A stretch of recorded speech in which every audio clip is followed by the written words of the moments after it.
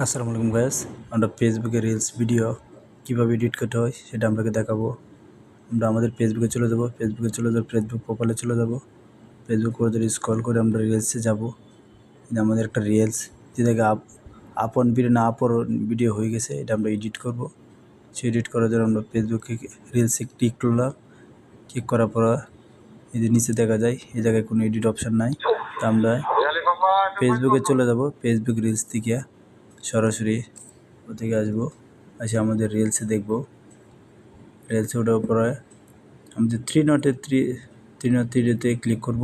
Three নটে click করার পরে দেন edit পোস্টে ক্লিক করব। তাহলে আমাদের মতো আমরা এডিট করে নিতে পারবো।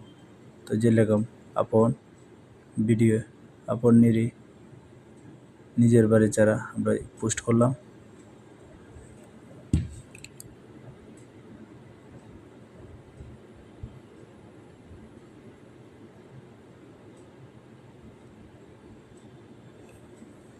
বাড়ি ছাড়া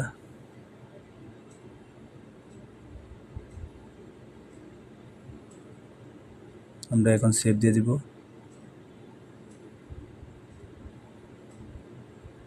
সেভের পর আমরা দেখব, হ্যাঁ আমাদের ঠিক হয়ে গেছে, অটোমেটিক চলে আসছে।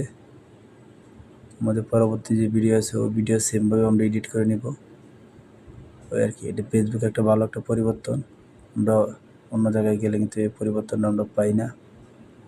তাই আমাদের সকলের উচিত সেই ভিডিওগুলো সেভাবে এডিট করে নেওয়া।